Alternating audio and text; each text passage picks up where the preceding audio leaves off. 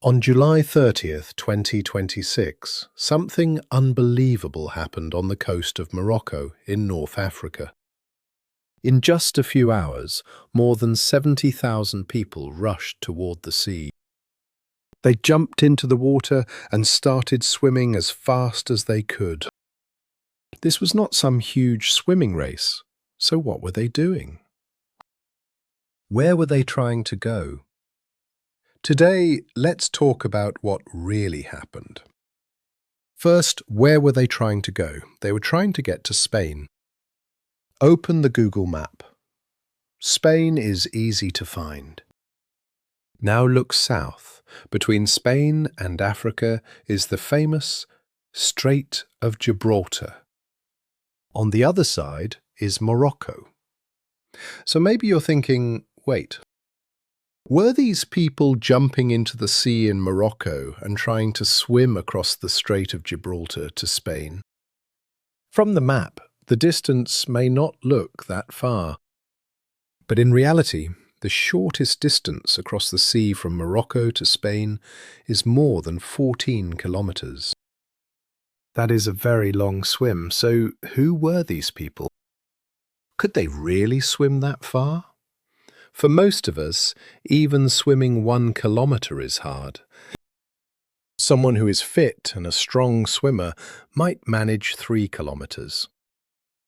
So were all these 70,000 people professional swimmers? Of course not.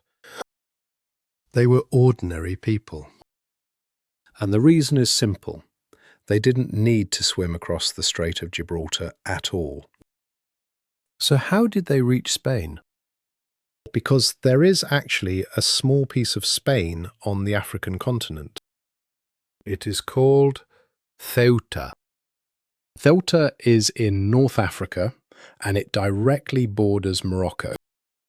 You might ask, if Ceuta and Morocco are connected by land, why not just cross by land? The problem is the border. It is heavily protected. There are fences, police, cameras, and other security systems between Morocco and Ceuta. If you don't have legal documents, you can't just walk across. In the past, some people tried to climb over the border fence, but it is very dangerous and border officers can easily spot them. But there is one problem with a land border.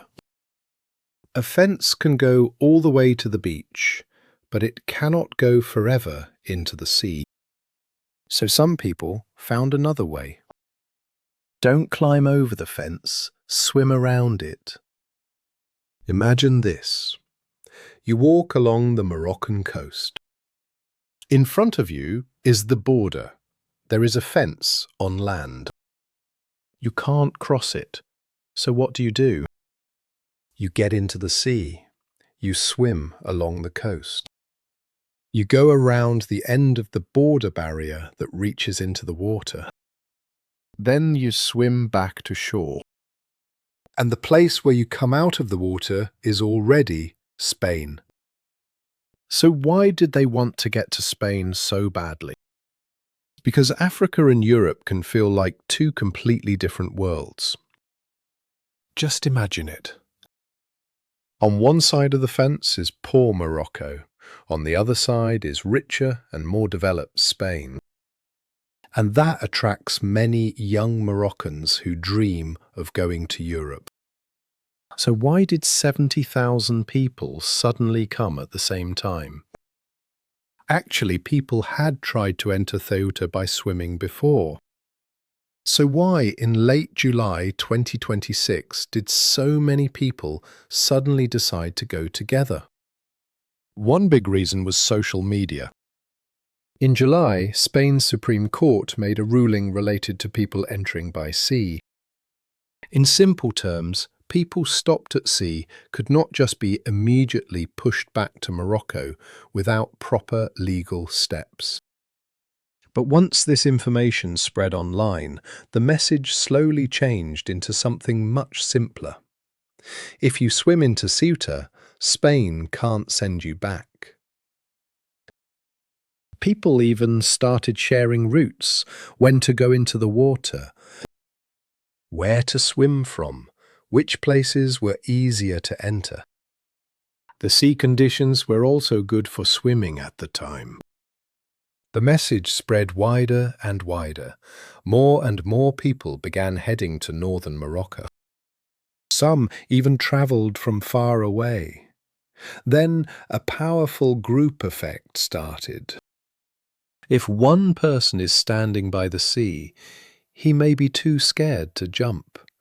Even 10 people may still hesitate. But when you see hundreds or thousands of people running forward, your thinking can change. If everyone else is doing it, why shouldn't I?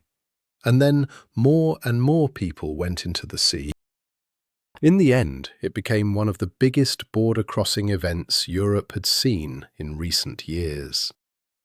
But why were so many people willing to risk their lives? To understand that, we have to look at Morocco today. Morocco is not a country with no development. In recent years, it has built new high-speed rail lines, new ports, car factories, large stadiums, and a lot of new infrastructure. The country is also doing a lot of construction for the 2030 World Cup. On paper, the country is growing. But the problem is this: many ordinary young people do not feel that their own lives are getting better. Morocco's overall unemployment rate is around 13%. For young people, the situation is even worse. Some young people go to university but still struggle to find a stable job with decent pay. Some do have jobs, but their income is still not enough for the life they want. So for many young people, Europe feels very close, and I don't mean close on a map. I mean, you can literally stand on the coast and see it. Across that border, they imagine higher pay, more job opportunities, better public services. At least in their minds, the other side means a completely different future. And that helps explain why some people know they could drown, know they could be caught, know they might still be sent back, and yet still decide to move forward. Did they succeed? Now for the final question. After more than 70,000 people entered the sea and made it into Ceuta, did that mean they had made it into Europe and could now go to Madrid, Paris or Berlin and start a new life? No, and this may be the most painful part of the whole story. Many people reached the other side and then realized something important. Crossing the border does not mean you have the legal right to stay in Europe.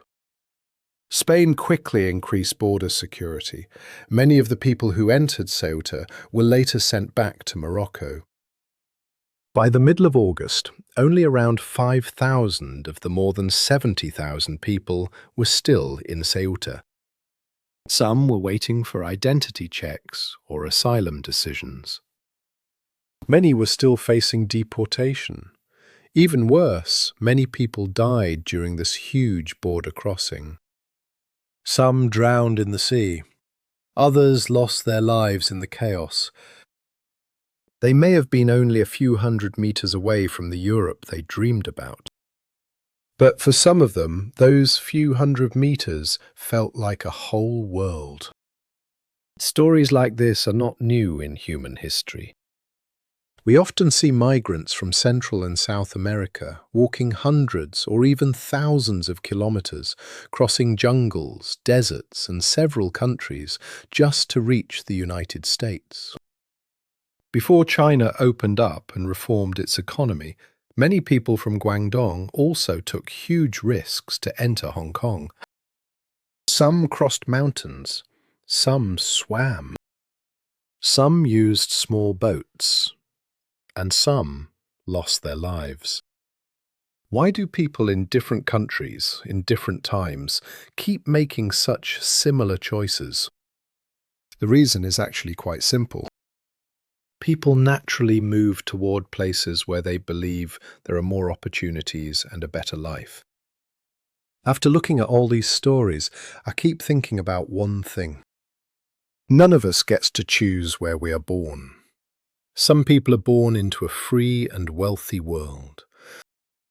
From childhood, they have access to better education, healthcare, and job opportunities. But others, like these 70,000 people who went into the sea, are born in a poorer and less developed place. When they grow up and want a better life, they may have to climb fences, cross deserts, or even jump into the sea. What happened in Ceuta shows us something very real. Opportunity has never been shared equally in this world. Thank you for watching. See you next time.